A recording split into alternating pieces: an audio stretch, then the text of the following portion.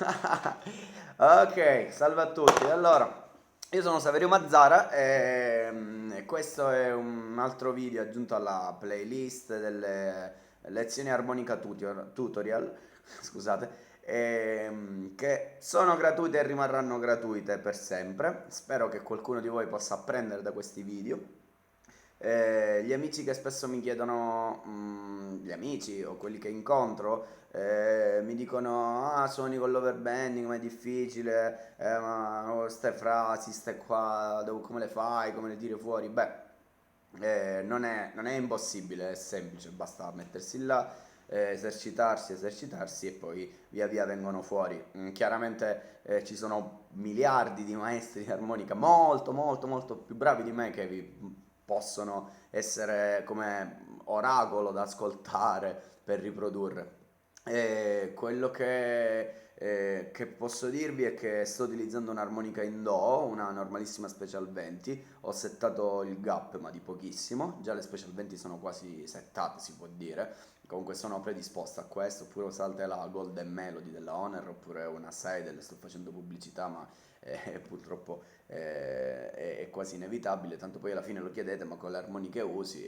Io uso quelle lì. Poi c'è a chi viene meglio con un'altra armonica, ma siete liberi di sperimentare. Poi ci sono le customizzazioni, e quelle sono una cosa fantastica, ma chiaramente aumentano i prezzi, fate un po' voi.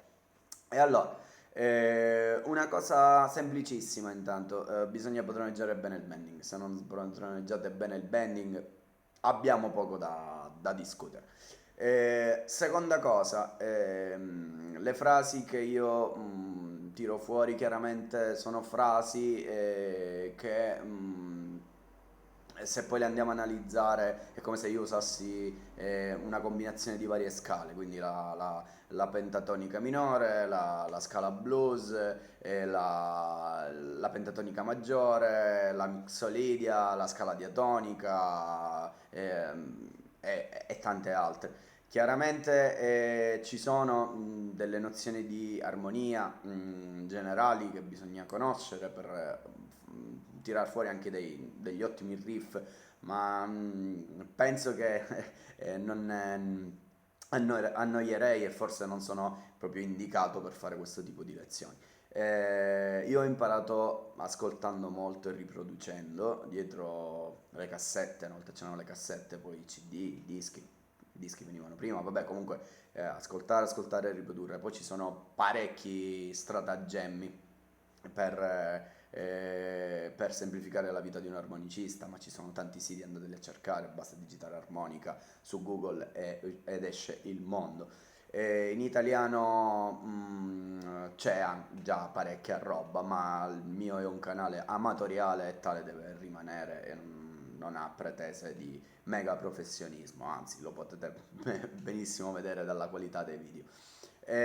Allora, partiamo con una frase semplicissima. Non scrivetemi, mandami la tabulatura di qua e di là, non lo scriverò più sotto come ho fatto in alcuni video.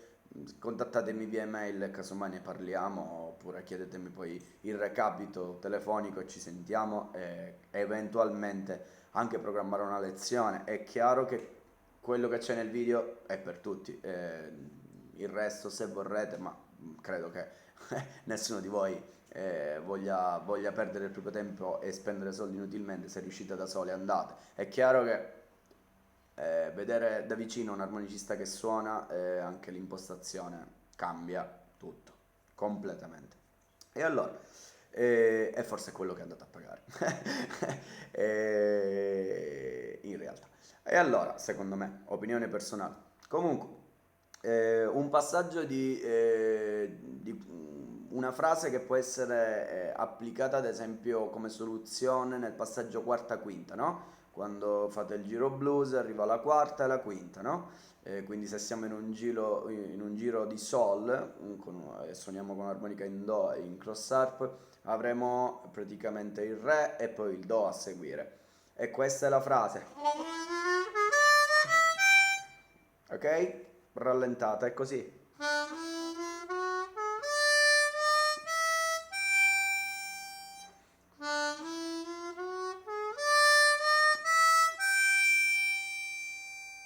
Ok, quando siamo in re. Ok?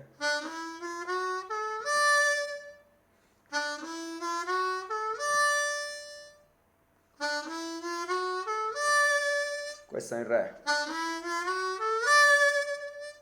Quindi, primo foro aspirato, secondo foro soffiato,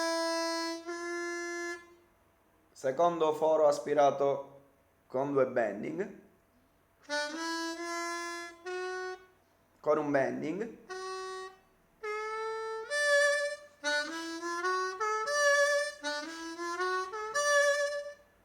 quindi terzo foro aspirato con due bending, quarto foro aspirato senza bending e siamo ancora a re.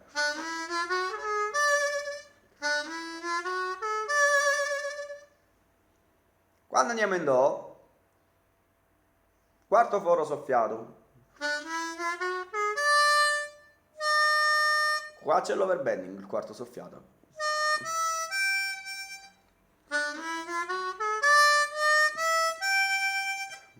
Quindi siamo in do.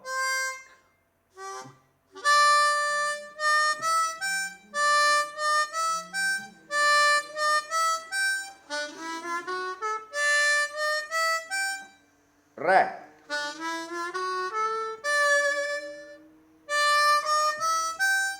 Quindi re. Do.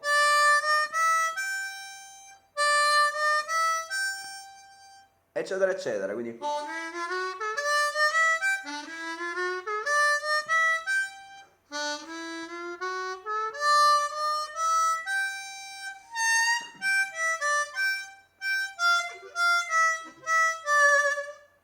ok. Chiaramente potete trasportare questa frase nelle varie ottave e ricordatevi dove c'è l'overbending e dove c'è solamente il bending. Ad esempio, se la trasportiamo d'ottava, no? Partendo dal quarto foro, la stessa frase, quindi di passaggio da quarta a quinta, avremo questo.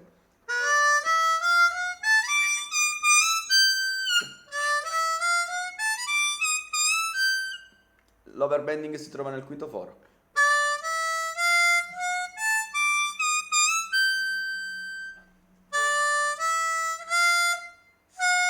Overbending.